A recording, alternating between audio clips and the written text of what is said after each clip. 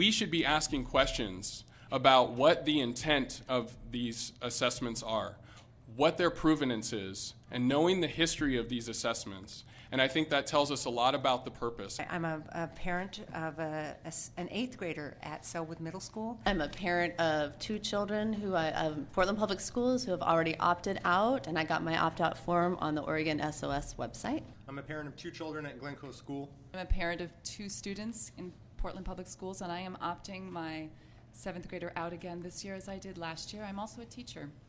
We have been opting our daughter out for the past 3 years. Portland Public Schools needs to take the lead to demand that policymakers let teachers in schools use measuring tools that actually inform teaching practice to improve student learning. And I'm hopeful that this board will take the time to do that. The Smarter Balanced Assessment doesn't do those things. Some assessments are designed to inform teachers and students of progress. Other assessments are designed to see how schools prepare children to meet overall goals, but the SBAC does neither. Instead, this high-stakes assessment, teachers and schools face tough consequences if large numbers of students fail. And as Gwen Sullivan already said, almost 70% of students will fail this assessment. Anyone who talks with young people know that 70% of kids in our school district are not failures. And I would hope that this board would reject Pearson and other corporations telling us that 70% of our children are failures. When I listen to teens talking passionately about issues related to equity or young people actively working to solve problems in their community, it makes me wonder which of these children are going to be considered failures according to the Smarter Balanced, because I don't see them as failures. And I think people who walk into Portland Public Schools knows that our teachers aren't producing failures and our children aren't failures either. There are students who need more support in their learning, and teachers and schools already know who these children are. Instead of pumping more time and money into assessing these students, and it's very difficult to find information on how much money Portland Public Schools is spending to upgrade computers and prepare for the SBAC, time and resources should be used to teach students who need more support. The test doesn't measure or promote critical thinking. Instead, it promotes rote teaching and learning, narrowing of curriculum, and it's not even linked to knowledge that students need for college and career, which was the stated goal of the Common Core standards to begin with. Instead, it's a narrowed curriculum that disenfranchises people of color and students in poverty and creates a larger achievement gap and a more scary an opportunity gap for those children. There's no evidence that this test improves classroom instruction or increases accountability. So questions abound. How much money is it costing? How much time is it going to spend? And essentially, teachers, students, and the entire system are working really hard to implement the Common Core standards, but the SBAC is flawed, and the cloud is hanging over the whole process. Educators know that it's not a reliable measure of student learning. Parents know that standardized measuring tools don't capture the complexity of their children's learning, and taxpayers want the biggest learning bang for their tax dollars, and none of these are offered through the Smarter Balanced Assessment. We are in a world that is in a lot of trouble that's going to need a lot of creative thinkers in the future to help us solve the problems that we're facing. Tests like Common Core-based tests do nothing to create critical thinkers or creative thinkers, which are the kind of people that we will need in the future. Standardized testing further does not provide a true assessment of a child's learning ability, a true assessment of a child's value, but it does provide a way to provide a loss of self-esteem to a child who has trouble on these types of tests. If you allow these tests to take place, you are doing a disservice to the children in the district. If you spend the money that is slated to be spent on so-called improvements to technology in certain schools while closing other schools, you are doing a disservice to our children. Testing is not teaching, and it's certainly not a learning opportunity. The way the tests are used are, as you've heard tonight, inequitable, and they lead to restricted curriculum and unfair punishment of schools and teachers.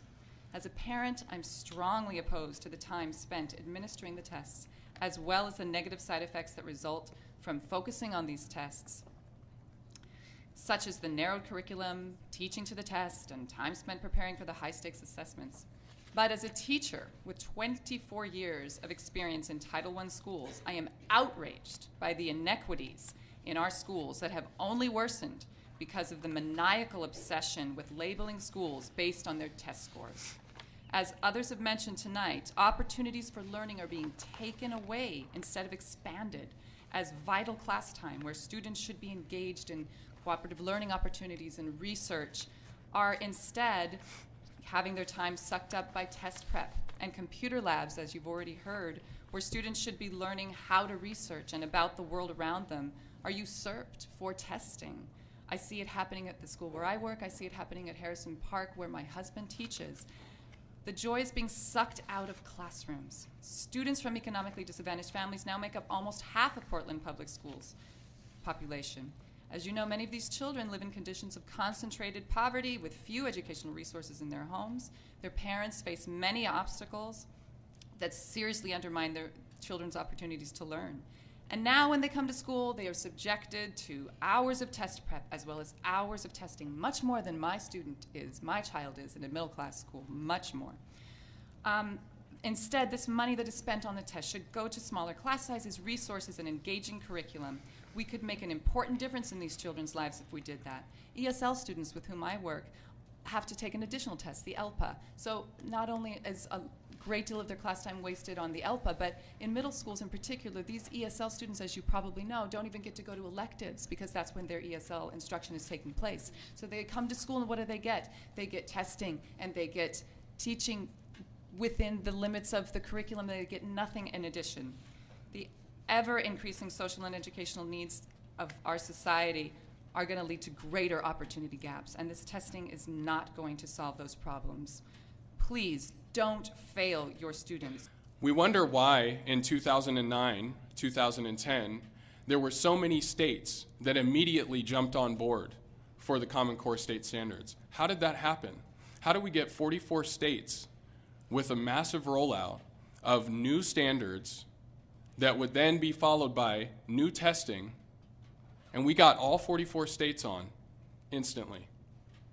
That's because of this work that was laid out by corporate executives and the National Governors Association to circumvent the federal prohibition on the creation of a national curriculum. By pushing on the governors who controlled the states, they can completely go around the idea that you cannot create a national curriculum. Why? Because the states themselves are the ones who signed on individually. We'll be opting out of the SBAC test this year for religious reasons. If religion is defined as a set of beliefs, ours are as follows. 1, we believe high-stakes standardized testing is unfair and inequitable. We consider public education to be society's great equalizer, yet many poor, special needs, and/or students of colors don't have an equal opportunity to perform well due to circumstances beyond their control. Nor is participation in the test would be a tacit endorsement of an unjust practice. 2, we believe high-stakes standardized testing is not a true measurement of academic growth or student learning. As educators ourselves, we recognize the importance of assessment.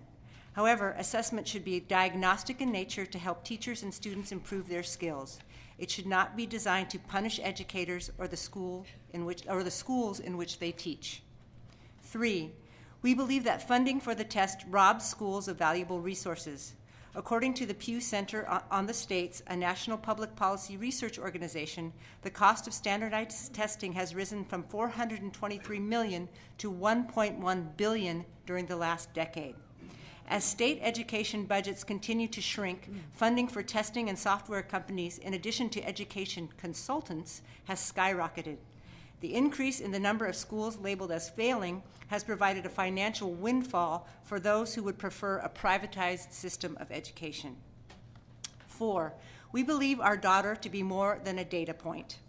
Her academic and behavioral information should remain in the hands of those who are concerned with her well-being and growth, rather than edu-marketers who would use her profile to enhance their profit margin. 5, we believe education to exist beyond what can be measured by one high-stakes test with its pretense of determining career and college readiness. We live in unprecedented times in which pressing issues, global warming, income inequality, racial injustice, to name a few, demand to be faced down by smart, creative, compassionate, and most importantly, empathetic people who are not solely beholden to the workforce, but also dedicated to the task of becoming good citizens in a thriving democracy. We realize that if Selwood Middle School doesn't have a 95% participation rate, the school is in danger of losing its excellent status. We don't need the SBAC, or any test for that matter, to tell us our school is excellent. And I, as an educator standing in front of students every day, I see the deleterious effect that it has on their well-being, on their ability to focus and want to learn in school. And the money that gets thrown into it disappears into corporate pocketbooks. We fully trust the judgment of academic professionals who see her every day to evaluate her performance and challenge her to succeed. Please say no to this test. So I ask you guys to please put the brakes on these assessments and let's do some real-world problem solving. Join the national movement of people saying no to high-stakes testing. Make Portland Public Schools one of the few districts in the nation that stands up and says, no, we're not going to do this to our kids.